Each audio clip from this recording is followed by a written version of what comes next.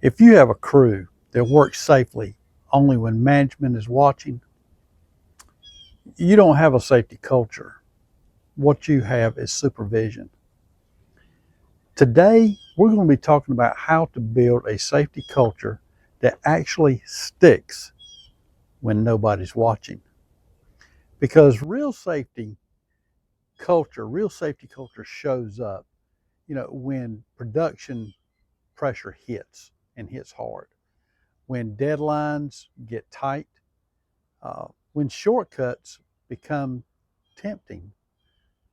So if you're a safety coordinator, a supervisor, a manager, and you're trying to get buy-in from your crew, this video is for you. We're going to talk about how to build a safety culture that actually sticks.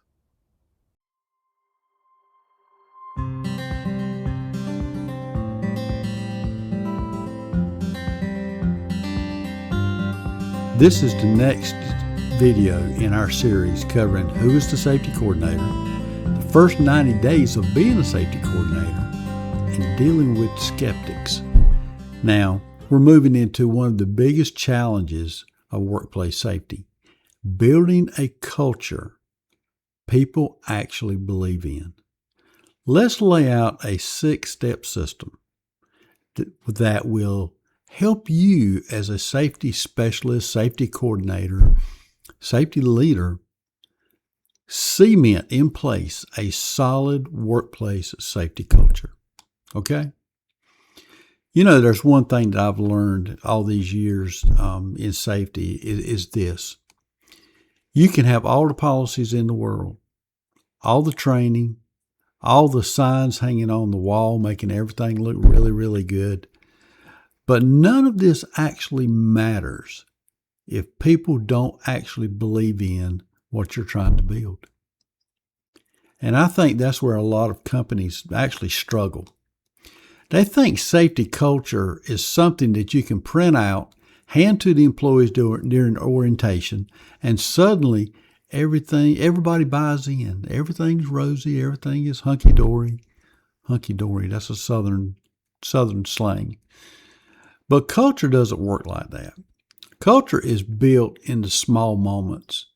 How supervisors react under pressure, whether shortcuts get ignored, whether employees feel comfortable speaking up, and whether leadership really practices what they preach.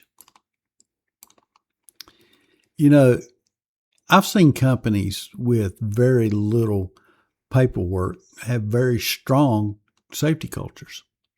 I've also seen companies with binders absolutely full of procedures, SOPs, DOIs, all kinds of stuff, and the bad part is people are still getting hurt. So today, I want to talk to you about how to build a safety culture that actually sticks. Not temporarily, not fake, not good when OSHA visits. I'm talking about the kind of culture people actually carry with them when nobody's watching. To start talking about a safety culture, a positive safety culture, I think we first need to understand what a safety culture really is. One of the biggest misconceptions in safety is thinking that culture equals compliance. It doesn't. Compliance is wear your hard hat and safety glasses because you'll get written up. Culture is, on the other hand, culture is wear your hard hat and safety glasses because you understand why it matters. There's a huge difference. I've worked around crews where nobody had to remind each other to work safely.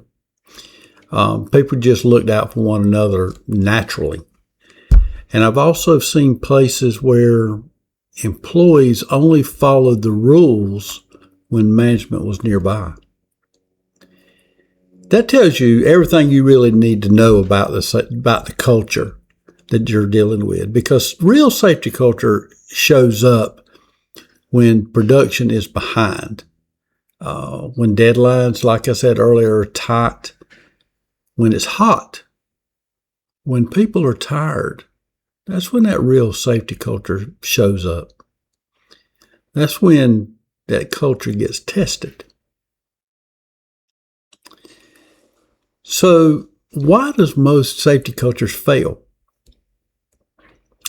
I think a lot of organizations accidentally damage their own safety culture without realizing what is going on.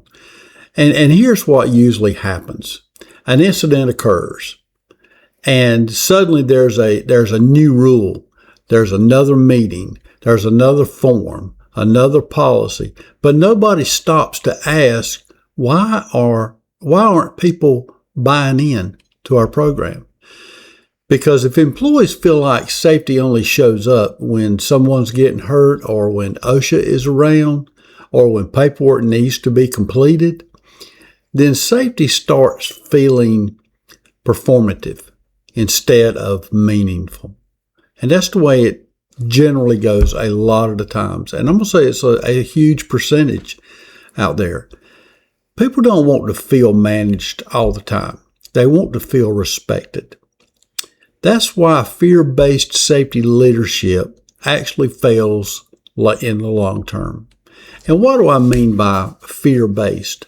Simply that. If you tell an employee you're going to get written up, or if they have that mindset that I'm going to get written up if I don't do X, then in long term, it's just going to fail. It's not going to have that consistency that it needs to keep going in the long run. You may get temporary compliance, and I'm sure you will, but what you won't get is commitment. This next step may be the most important part in the video, and that's building trust first. If your people don't trust you, they're never going to talk to you. And if they won't talk to you, then you'll never know what's really happening. I learned early on that walking a site with a clipboard and only pointing out problems creates a lot of distance between you and the employees. And it creates that distance fast. People start holding things, not talking. They avoid those conversations and only telling you really what you want to hear. But when you slow down and actually talk to people, everything changes. Asking them questions like, what makes your job harder right now? What safety issues frustrates you the most? What's something that leadership doesn't see? Sometimes the best safety improvements come from the people doing the work every single day. They're the ones that's going to tell you what's going right and what's going wrong, not leadership. But it's those ones that's doing the work every single day, not from a manual, not from a conference, not from a corporate or meeting, but from the actual crew. The next step I would say would be to make safety practical. One thing employees notice immediately is whether safety procedures match reality. And let's be honest, most of the times they don't. If a policy looks great in the office but completely slows down the actual work, employees are going to find a way to work around it. They just simply are. Not because they're bad employees by no means, but because they're really trying just to get the job done. That's why practical safety matters. You have to understand the workflow, the pressure behind it, the deadlines, the fatigue, the staffing, which is always huge. Safety has to work with operations, not against it. And sometimes the best thing a safety coordinator can say is, you know what? That process needs improvement. People respect honesty. They really do.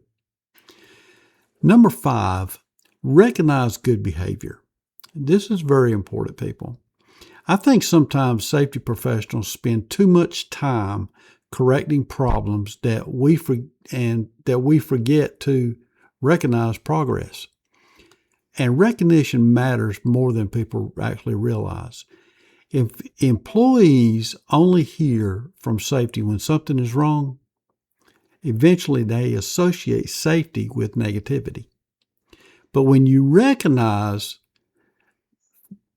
someone for speaking up, someone for helping a coworker, stopping unsafe work, or doing the right thing under pressure, you reinforce that behavior.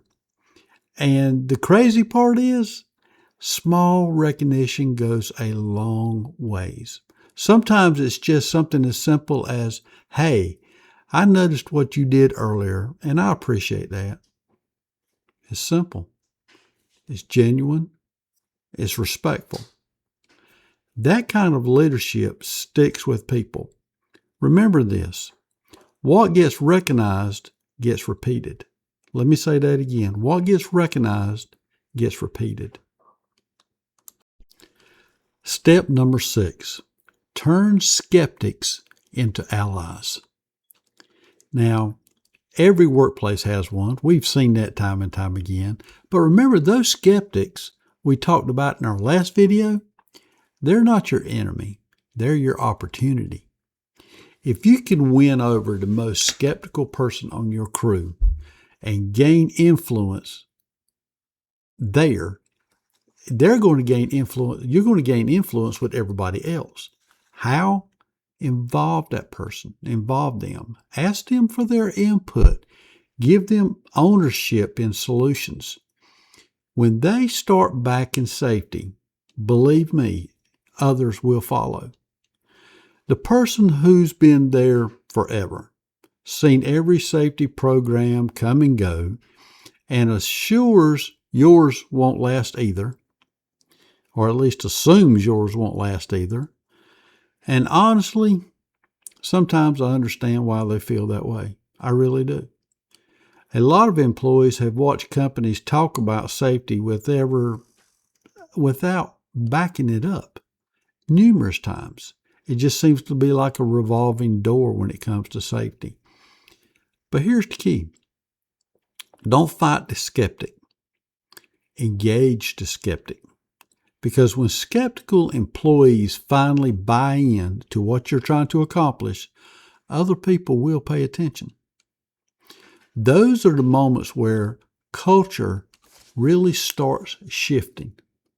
Not because of authority, but because trust starts spreading peer to peer. You know, at the end of the day, safety culture isn't built through slogans. It's built through consistency. People watch how leadership responds to pressure, whether accountability is actually fair, whether concerns are getting ignored, and whether safety still matters when production starts getting a little difficult. That's what creates culture, not perfection, but consistency. And if you stay committed long enough, eventually people stop seeing safety as the coordinator's job. It becomes everybody's responsibility. That's when you know the culture is finally starting to stick at that point. So, I'm Tim, and this is Joco Safety Solutions, where safety is first and coffee is always second. So hit that like and subscribe button and ring the bell to stay connected for our next video in this series. And if you are trying to become a stronger safety leader, not just someone enforcing the rules, I hope this series really helps you along the way. And if this video connects with you, let me know in the comments what's the biggest challenge you have faced when trying to improve your safety culture. I would like to know. Send me a comment. Let me know what that is. I'd love to hear from your experience.